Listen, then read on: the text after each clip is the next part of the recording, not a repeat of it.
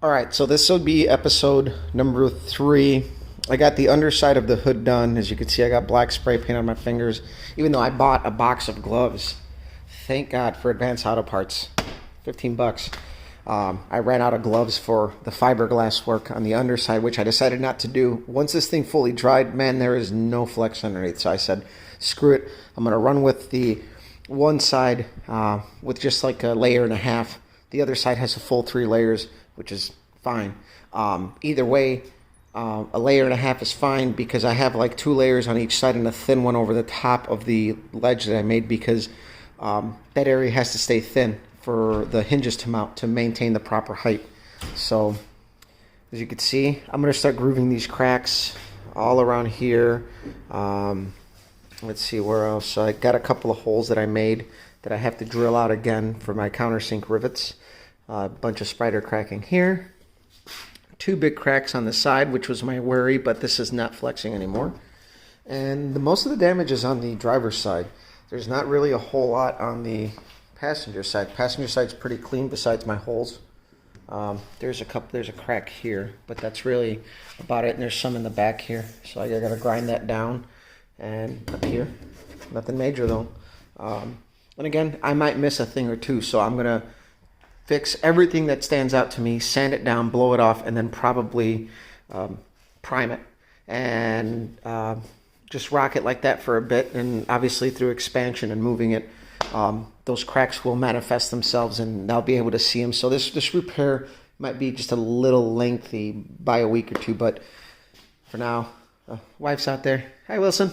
So, yeah, my wife's name is not Wilson. If you guys remember Home Improvement, Wilson was always at the fence.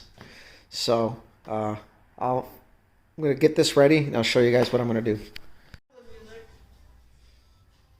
I'm sure you guys can hear that in the background. My wife's watching a video outside. I'm kind of messing with her. Today's our wedding anniversary. So either way,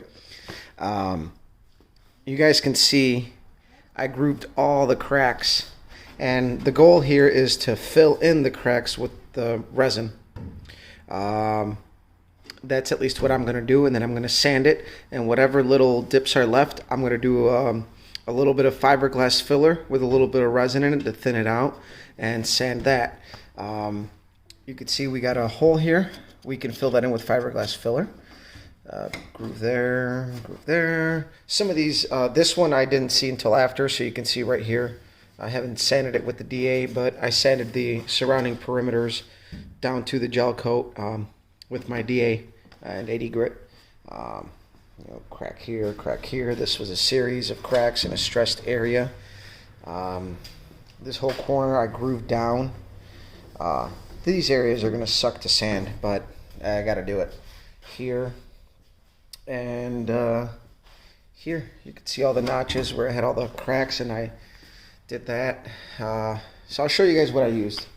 There's not a whole lot that you really need. My DA, you don't have to have a snap-on one. And I'm not about to say, but it helps. No, you guys can get one from like Harbor Freight. My loaner is a Harbor Freight at the shop. It's like a $50 DA, and I've had it for 9 years. Die grinder of a sort. I like the 36 grit wheel because you can dig into the corners and then grind the top side. And you could use a die grinder. My fucking camera is like focusing all weird, but you can use a die grinder like this. This is a cheap one from Home Depot I've had for 14 years. I got this one back in high school. So yeah, from here, I'm going to mix my resin, brush it in, and we're going to let it sit overnight, and then probably we're going to see how easy it sands, because sometimes the fiberglass stuff does not like to sand very well. So hopefully tomorrow, if you sand it within 24 hours, it's a lot easier than if you let it sit for like 2 months, like I did with that piece. That thing sucked to grind and even sand. So we're going to fill this. I'm going to go ahead and once that's done, it's just a little bit of filler work. Sand the whole hood down. I'm going to sand it with 80 And I'm going to use a product that a lot of people probably know better as Feather Fill. It's a heavy fill primer. It uses a MEKP hardener, much like the Fiberglass, so it's a very, very thick primer. I like to reduce it about 20% to flow it out, but I have to do more coats to get that buildup.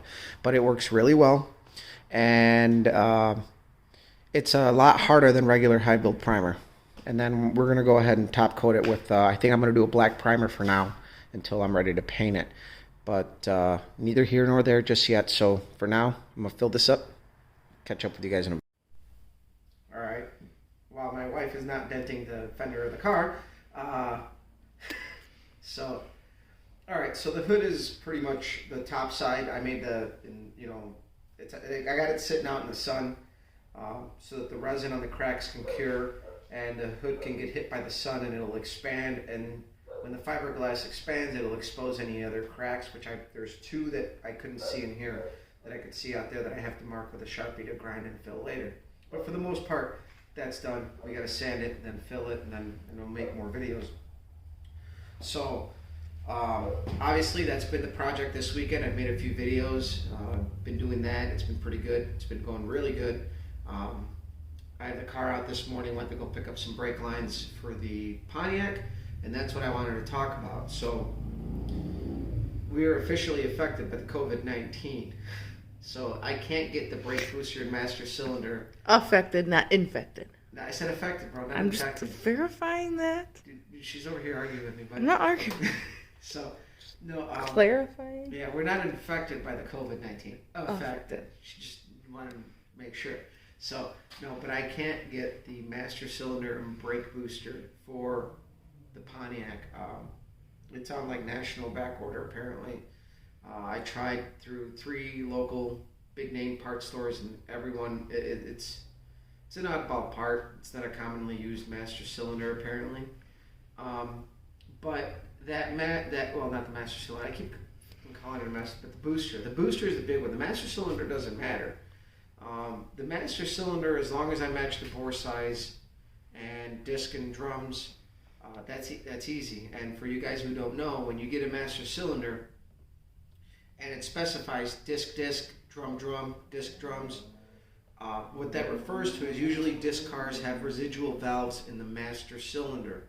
And the reason for that is so that there's just a very little amount of pressure applied at the brakes so that the piston doesn't completely go back. Otherwise, you'd hear a lot of clacking and crap. If you've ever done brake jobs and left out the little springs for the hardware, it's pretty much along those lines. They'll rock along in there. But the hardest thing is finding a booster that will fit in there. So my next step is to actually take it out of the car, measure the bolt pattern of it, and I'm going to buy a universal one. And I may have to do some hardware excursions as far as it might, depending on the type of clevis that it uses. Maybe it's just a rod and a bolt. I don't know. I haven't taken it off. I'm more familiar with the later 60s and early 70s GMs like my olds.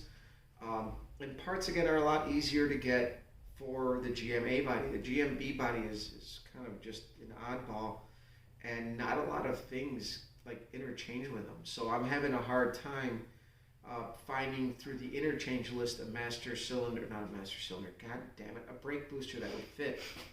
So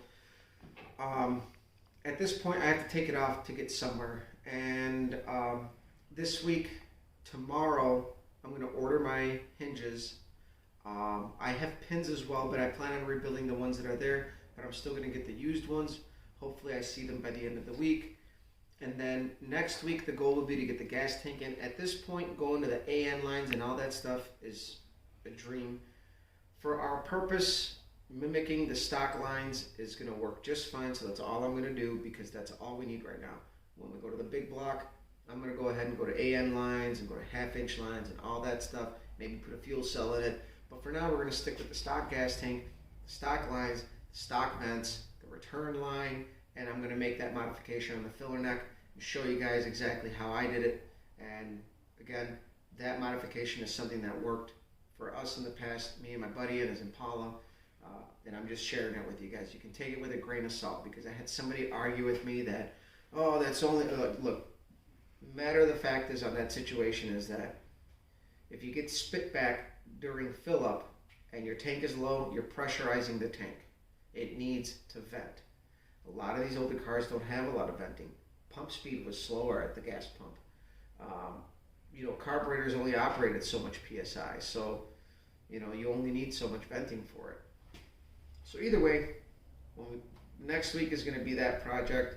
I have to go out and have to go buy the gas nozzle hose. There's still a little gas in the tank, so I have to be really careful.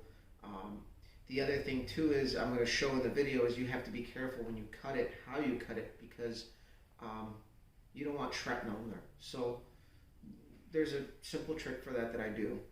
So next week when we get back on the Pontiac, we're going to do the gas tank.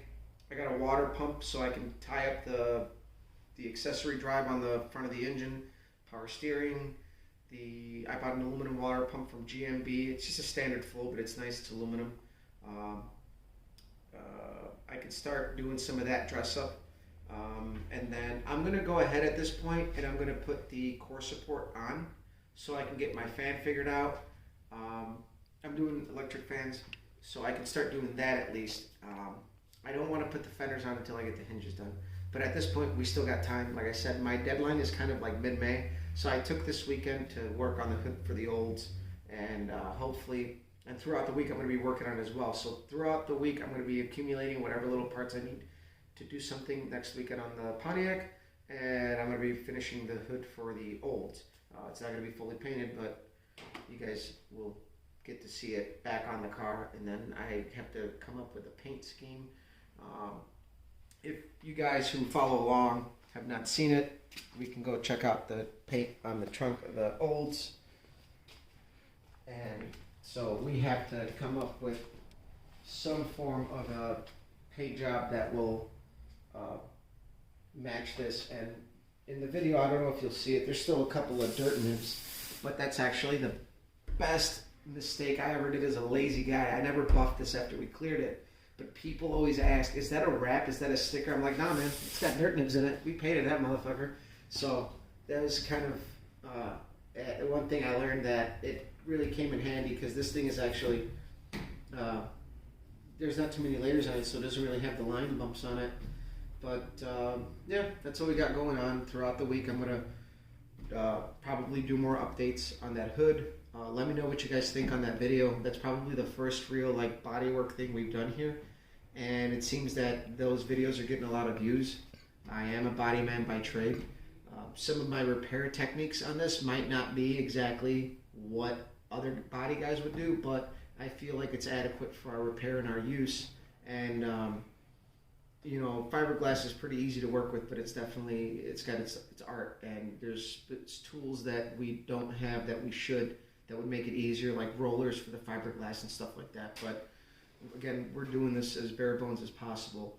I think so far in materials and stuff, I'm in it $80 plus the 500, which was a wash because I sold my old hood to buy that one, and somebody got a good deal on my hood. That hood brand new is almost like $800, and it was already painted, but it's hard to sell a painted hood because then again they have to pay to paint it as well if it doesn't match. There was somebody with the same color car who bought it, so it worked out for them. They got a good deal, and we got our hood.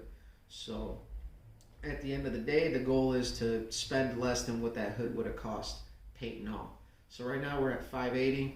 I think once it's all said and done, if we fall under $800, we'll be well under $400. That hood brand new is like at $1,200, I want to say, with the big tray and everything set up in it, if I remembered right. It's been a while, but yeah, at this point, we're staying busy. It's getting warmer. I had the car out this morning. I kind of beat on it a little bit. I'm really missing the opportunity to go hit the track. I really want to go hit the track, but yeah, we're going to keep plugging away. We got the Pontiac is well on its way, and once we figure out the booster, the next big expenditure on it will be the drive shaft. I'm going to try to find something that will fit stock that I can find, because right now we can use a stock shaft still, but the wheels on here are sold, and I did sell the old wheels out of the Cutlass, and with that money combined, we have to get new wheels and tires for the Pontiac. I wanted to re-drill the axles, but I don't think I'm going to have enough room to re-drill the axles for a small GM bolt pattern. This has the 5-on-5 bolt pattern versus a 5x4 3/4. So at this point, I think it would be cheaper to combine the money made between selling these wheels and tires and the other wheels, and get some like Vision wheels, like nice 5-spoke, like the Weld knockoffs for this car, which will be under $500, and then tires. So with the money made on those two transactions, I will be able to cover that cost, and the car will have wheels and tires that are appropriate and will look right. But I'm not going to be able to move it for a little bit until I figure out what the hell I'm going to do. So I got to keep that in mind as well. So I'll let you guys go.